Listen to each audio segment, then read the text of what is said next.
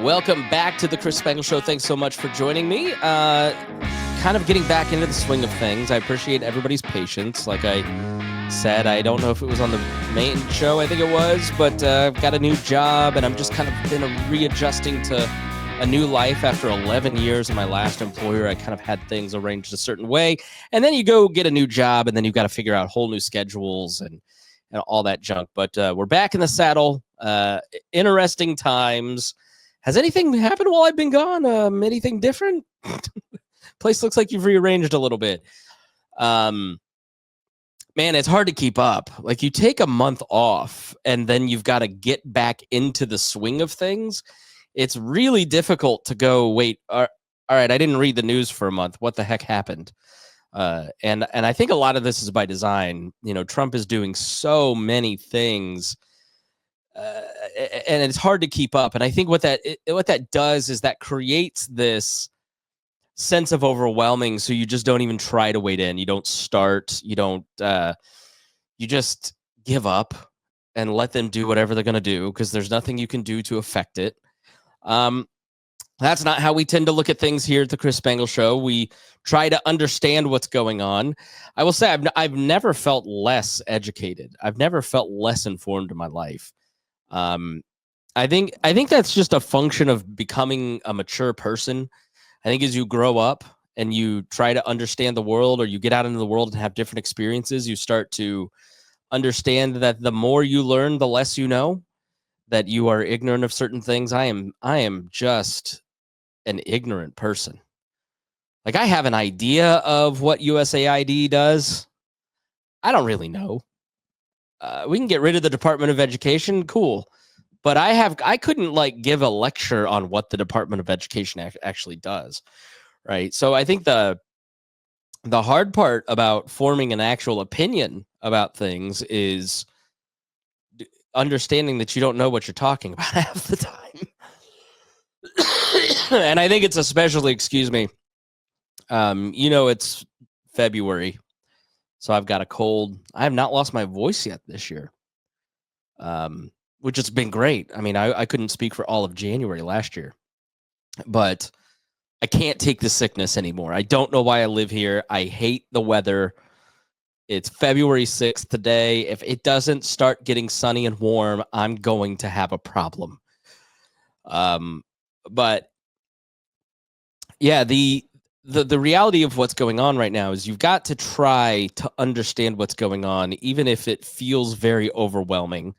Because I think first you have to understand. It's part of like being an adult is understanding the news. It's like paying your bills and brushing your teeth. You just should make an effort to be somewhat informed. But I also think there's a point where you have to disconnect a little bit and go, look, I can't know everything. And so I have not found that balance in my life of like how far do I wade in to understand everybody's point of view, and do I have the right theory of the case and the left theory of the case, and you just do the best you can while looking after the things that you're supposed to look after. But so on this point, I saw on Instagram Roy Wood Jr. being interviewed by the LA Times, and I thought he gave some great advice that I wanted to share with you about figuring out how and when to ingest information, because the onslaught of information, yes, Trump's speed has something to do with it, but I think you have to understand, in the world of AI, this is not going back. Like, we're not going back to a time where there just wasn't this giant. We watched Willy Wonka the other day, the original one, where Mike TV gets sent in bits over their heads into the little TV. And it's that, right? Like, it just feels like that stream is just going to get bigger and more intense as AI comes in. And you're just going to have to choose how to take in your information. I mean, for me, I started getting the print paper. I get 3 local papers, IBJ, obviously, the Indy Star, the Indianapolis Recorder. I also get the Wall Street Journal delivered to my house, and I like reading the print. I get print magazines. I like having something in my hand as I read it. And I think that really helps me kind of just go, all right, my news ingestion, as long as I just get the couple papers, I've got some local, I've got some national, that really helps, because so much of what you see online is just so slanted. But here's Roy Wood Jr.'s advice on ingesting news. Be very intentional about when you decide to consume the things that you feel are corroding your peace. There's going to be a volume of news and information. Some of it is to inform you, some of it is deliberately to emotionally affect you. So you have to start recognizing the difference between the two. But I think for me, the thing that's helped me the most in the last 2 years, like we just go since leaving Daily Show, I watch local news, I read a paper. 9 times out of 10, if you ingest your news through reading, there's a lot less of a slant to it, just simply in how you ingest copy versus how you listen to someone talk to you. If news is bothering you, you still need to get information, switch to reading instead of the television, and deliberately connect with the things that make you happy or bring you joy, or like when your mood is altered for a positive, denote those things that happen. What did you eat? Where did you go? Who did you talk to? Like those are all catalysts for that emotion, and just repeat that. And I think that's the most rudimentary way to start in terms of, figuring things out. I just think it's going to be a very interesting times ahead. And I think that's why, films like this matter. You can legislate DE&I and all of the whatever anti-diversity out of every government building. But in the creative space, we have the power. And so these stories matter. So find the things that matter to you as well, and just ingest the stuff that contributes to your piece. I think that's a great point of like, your piece is worth something. In our house, when tantrums start, we just look at the 6-year-old and say, look, you're not going to disturb the peace of this household.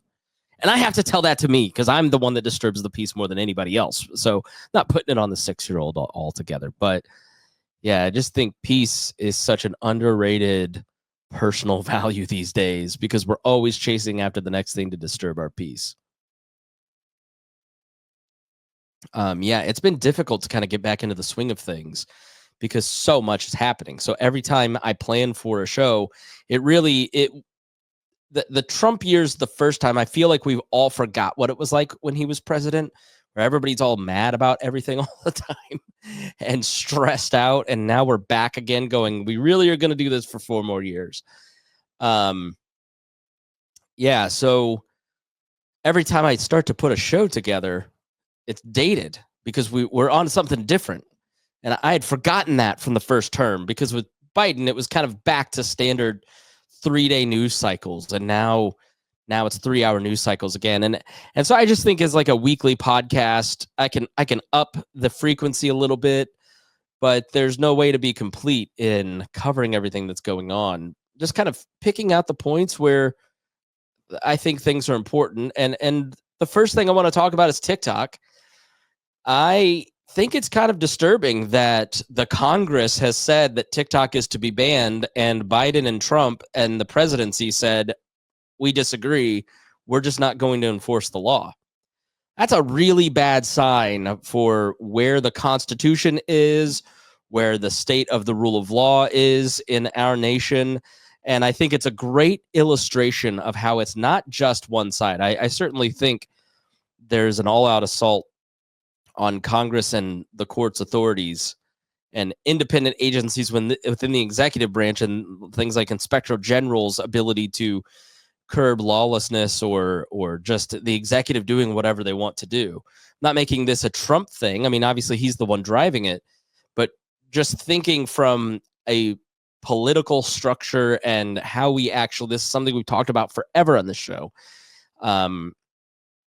How the rule of law actually works, and how it's supposed to work, and how we need to be really focusing on political power, who has it and how it is exercised.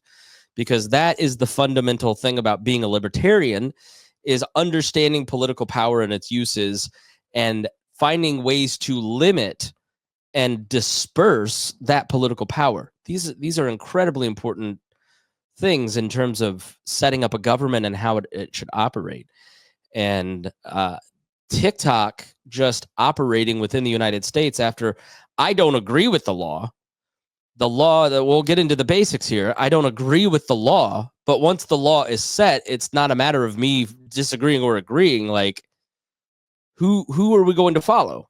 If you're TikTok, are you going to follow President Biden and Trump and just do what they say? Or are you recognizing Congress's authority and what they're saying? This is a really interesting test case here about where we're going and Congress's power, which is supposed to be the most powerful of the co-equal branches. I know. So I wanted to bring on Ed Tarnowski, who is a writer. He wrote a piece in Real Clear Politics to talk a little bit about this. He's a policy and advocacy director at EdChoice and host of the State of Choice podcast at EdChoice. He leads the organization's advocacy efforts on national policy in certain parts of the country, and he's a Young Voices contributor. But Ed does a great job of explaining what is TikTok, why has this been banned, why is this troubling from a viewpoint of the rule of law, and I think you'll find it really interesting. I'd love to hear your thoughts. You can go to chrisspangle.com and leave a comment there on that, or hit me up at chris@chrisspangle.com. All right, so thank you so much for joining us. Let's talk to Ed Tarnowski. Welcome to the show, Ed. I really appreciate you being here. It's great to be on. Thanks for having me. So let's go back to the beginning. Obviously, everybody understands TikTok. I mean, we'll just make that assumption right now. But who owns TikTok? All right. I mean, TikTok is owned by ByteDance, which is a company based in China. And companies based in China are obligated to fulfill any request made by the Chinese Communist Party, including for data or manipulation of an algorithm, for example. Okay, so when people say that this is basically Chinese spyware, they mean it literally. They do mean it literally. And we've seen it been used against journalists in a very literal way already. There's evidence to suggest that. But spyware, and then, of course, now you see more recently the manipulation of the algorithm as well in some of the research that's out there. Yeah, my wife used to teach Chinese or English to Chinese kids through something called VIP Kid before the Chinese government shut them down. And it was interesting to hear how different their TikTok was for their kids, full of STEM information, history, Chinese history, very nationalistic, versus what we get fed, which is celebrities, a lot of like cotton candy stuff in terms of what we're actually fed versus what the Chinese people are. Well, that's right. And the TikTok that we get in the United States is essentially banned in China. Yeah, and you're absolutely right. Their version is full of course, nationalist propaganda, but then also stuff related to STEM and education. So, then they're feeding people in America quite a different experience. So how did the ball get rolling on banning TikTok? Who got that ball rolling? Right. Well, I mean, originally started back in I think it was around 2020 or 2021. I believe it was 2020. And it was actually the first Trump administration that kind of floated this idea that they issued some kind of action from the executive setting the stage for a forced sale of TikTok. Fast forward way in the future, last year, there was talk in Congress about doing this. It was eventually put into a larger national security bill. And the bill essentially said, which became law, TikTok had until January 19th.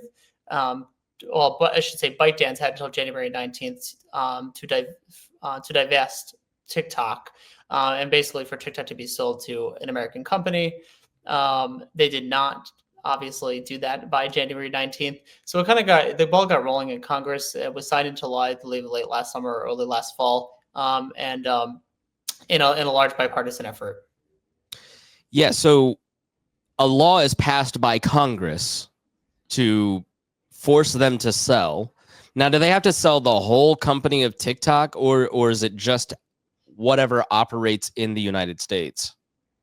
No, yeah, all of TikTok the law requires that TikTok be completely divested from ByteDance and any Chinese company. So see, I look at this like the smoking bans, right? Like I recognize the job loss and the moral quandary of the I'm not that sad if TikTok goes away, but I don't understand how the United States government can tell a Chinese-based company that they have to be forced to sell. That seems like a really bad precedent just from a libertarian perspective. Well, I'm glad you brought this up, and this has actually happened before. So Grindr, the popular gay dating app, was actually owned by a Chinese company. I believe it was in around 2015. And the United States was concerned about espionage and the Chinese Communist Party using it to track certain users that are closeted to blackmail them or things like that, use it for really nefarious purposes. And they were able to successfully force sale pretty quickly. It was pretty seamless.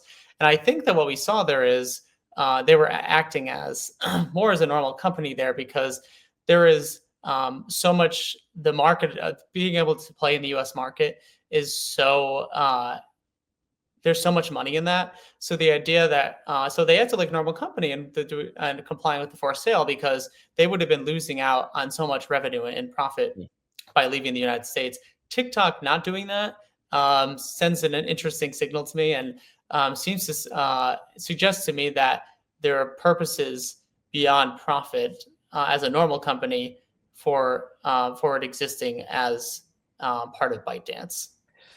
Okay, so Congress passes a law and Joe Biden signs that law, but then says he's not going to enforce the law that he just signed?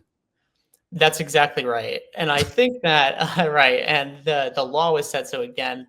The law said that TikTok had to divest by January 19th or be banned in the United States. And there was a provision that said it could be delayed if by, I believe it was 90 days. Yeah, it was 90 days. If TikTok could show significant progress of entering into a deal to divest. They were not able to do that because they had not been making progress at all. But then Joe Biden went on the last day of his presidency, said he would not enforce it anyway, saying he would leave it to the next administration. I'm like, look, it's like, again, this is a law passed by Congress. It was signed by the president and reaffirmed by the Supreme Court unanimously. Whether you like it or not, or whether you, feel the pressure because you think, oh, there's going to be a backlash among some young people. It's the law now. The way to change that is another act of Congress. And it sets a really bad precedent to just not enforce the law. Yeah. And so Donald Trump has saved us all from a problem he created, which I think is going to be a big theme during his presidency. He comes in and says, I'm not going to enforce this law. They have like a certain time period, right? So where are we at now with TikTok? Because did they shut themselves down on January 19th in sort of a show? That's how I understood it, even though it wasn't going to be enforced. And then, in order to help Trump, what was that about? What was the actual closing of the app? It's a little, oh, sorry, go ahead. Yeah, I'm just saying, what was that all about? Why shut yourselves down and then thank President Trump publicly? It seemed odd. Right. And we don't know for sure. It does sound like it may be a political thing. But it's interesting because there has been different reactions, because there's kind of two elements to this. There's the allowance of being on the App Store, and then the allowance to operate in the US. So we've seen that, yes, it shut down for however many hours, less than 24 hours. Then it was back up by the morning. They sent the message that Trump had been able to negotiate something, and it did come back online. However, still today, Apple and Google did not allow TikTok on the app stores because, as Tom Cotton pointed out, failure to comply with the law can risk up to I think they're fines in the 800 billions. I mean, that's that's emerging a trillion. So it's massive fines by not complying with the law. And he made it clear, even as on Sunday, as there were talk of a potential executive order, Tom Cotton did make clear on Twitter. He made a statement saying that the deadline has passed. There's no other chance for an extension, because that chance was before January 19th. That was the deadline. They did not show any evidence of significant progress toward a divestiture. So if there is going to be negotiation going forward, it has to happen with the ban in place. That doesn't mean that TikTok still can't divest from ByteDance and then come back online. But the law says now the ban should be in place. And there's no room in the law for an extension by the president at this point. Okay, so you can't download it in the apps, in the app stores, those directories. Mm-hmm. They've decided to comply with the law. ByteDance, by all measures, doesn't seem like they're trying to sell. So we're in this weird place now. Basically, what you're saying, where TikTok gets to choose: do I listen to the president and their executive order, or do I listen to Congress? And they seem to be going with the president, which seems like a really bad precedent for the future of the rule of law. Right. That's exactly right. And I mean, like, again, whether you agree with the forced sale or not in TikTok, it was passed by Congress overwhelmingly, by the way, signed by the president, and firm unanimous about the Supreme Court. Can you imagine if down the line it's future presidents just any law? I mean, imagine like something like something really overarching with emissions regulations or things of that nature, which we've kind of seen before, but really setting up the precedent more for presidents just to ignore laws that were put in place before they were president. I just think that sets a really bad precedent for the future and setting up future offices to really overreach in their executive power. Yeah, I think that's the thing that Republicans are forgetting, that we all said back during the Obama years. Well, just wait till, hey, Democrats, just wait till there's a Republican. Now the Republican is using the executive power and expanding it to do what they want. Well, that's going to swing back and can all be undone. But the rule of law really seems to be on the ropes right now. And I think, why is it important for us? What is the rule of law? I mean, real basic, in a basic definition of why is it important? Why is this concerning to you, this TikTok ignoring of the law? Right. Well, I think that, first, I think our Constitution is the greatest document ever written. I think the separation of powers are so important to our system of government and keeping each branch in check. So to see Congress pass a law and it be signed, and then for the president to just ignore it, really sets a dangerous precedent for again, like, executive power being abused or executive overreach, and the separation of powers like Congress and the Supreme Court just being ignored. I think that's such really dangerous precedents for lawmaking in the future. I mean, who knows what laws could just be ignored? It could be anything. If this is able to stand and not challenged, then future presidents are going to continue to think that they can just pick and choose which laws they want to enforce. Which they can't, but who can stop them? I think that's the problem. Well, that's exactly right. And our institutions are only as strong as the people behind them. And if we're not seeing, Congress or the courts flex their muscle, as you will, in reaffirming that, hey, this is the law. Like, we hope they can even say, like, hey, and a lot of members of Congress have said, like, hey, we don't want to see TikTok banned. Like, we do hope there's a forced sale, but this is the law right now. They have to, and if there's going to be something negotiated, the ban still has to be in place because, again, that's the law. If they want to change that, they can go back to Congress, but they haven't done that. So right now, it's the duty of the executive to enforce the law. Yeah. And I think it's really important to point out that this was Biden and Trump doing it. Like, this is not just Trumpism run amok. This is a bipartisan decision from both parties to pass the TikTok ban in Congress and both parties to ignore it in the presidency. All right. And I think, like, Biden set the precedent here. In a way, Trump kind of continued it, but he still has time to make it right. He could rescind that executive order and still negotiate a forced sale of TikTok.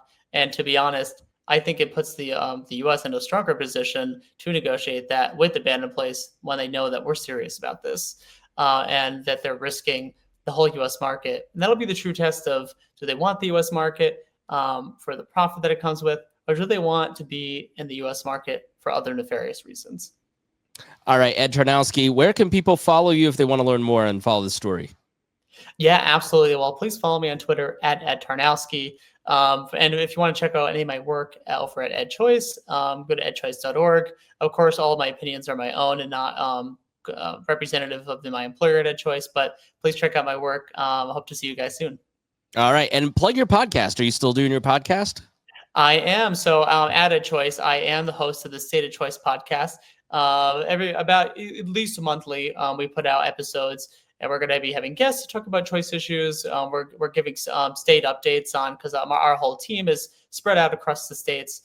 analyzing and helping advance choice across the country. So we'll give updates on the progress of choice, but also have guests on to talk about how choice can be improved and what we're seeing across the country and different ways to empower families, things like that. So we're really ramping up that podcast more. So definitely give it a listen. Yeah, love EdChoice. It's based here in Indianapolis, I think, and I know people like Robert Enlow, Leslie Heiner, and a lot of the people that you work with, and it's a great organization, and people should definitely look into EdChoice. It's edchoice.org. I know that you're not here representing your employer, but want to give them a plug, especially the great Robert Enlow, who I need to have on.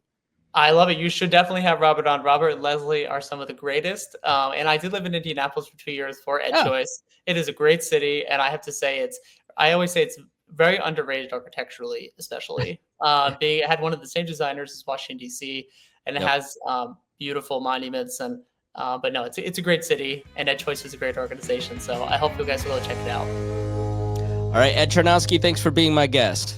Thanks for having me on.